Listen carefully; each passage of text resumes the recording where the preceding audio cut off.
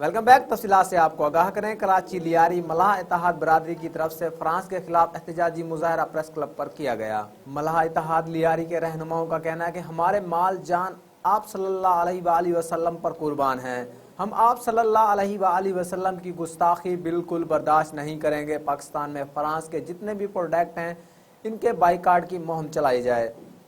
مزید دیکھتے ہیں ہمارے نمائندے انور بزدار کی یہ رپورٹ۔ جی انور بزدار، آگاہ کیجیے۔ اس وقت میں کراچی پریس کلب میں موجود ہوں۔ یہاں پہ فرانس کی جانب سے گستان خاکے بنانے کے خلاف ملاح برادری لیاری کی جانب سے یہاں پہ احتجاج کیے گئے ہیں، اور یہاں پہ ملاح برادری کے جو لوگ موجود ہیں ان سے معلومات کریں گے۔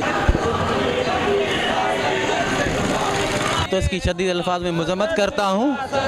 دوسری بات یہ ہے کہ میں حکومت سے مطالبہ کرتا ہوں کہ یہ جو چیزیں ہو رہی ہیں تو سختی سے جو ہے نا کوئی ایسا بل پاس کریں جس میں جو بھی نبی صلی اللہ علیہ وسلم کے بارے میں یا ان کی شان کے بارے میں گستاخی کرتا ہے تو میں بولتا ہوں کہ ان کو سخت سے سخت سزا دی جائے۔ پیارے محمد صلی اللہ علیہ وسلم کے خلاف جو بھی خاکے وغیرہ بنائیں گے ہم ان کا جو سر تن سے جدا کر دیں گے۔ پاکستان گورنمنٹ سے اپیل کروں گا، گزارش کروں گا کہ ان کی جتنے پروجیکٹ پاکستان میں ان کو ختم کیا جائے، ان کی چیزیں جو یہاں بکتی ہیں ان کی پابندی لگایا جائے۔ اسلام کے خلاف جو بھی بات کرے گا ہم ہرگز برداشت نہیں کریں گے اور ان کو کڑی کے کڑی سزا دی جائے۔ حضرت محمد مصطفیٰ صلی اللہ علیہ وآلہ وسلم کے گستاخ کی سزا صرف موت ہے، اور ہم گورنمنٹ کو اپیل کرتے ہیں کہ اس گستاخ رسول کا جو سفیر ہے اس کو یہاں سے جلد نکالا جائے۔ جان بھی حضرت محمد صلی اللہ علیہ وسلم پہ قربان ہے اور میرے بچوں کی جان بھی قربان ہے۔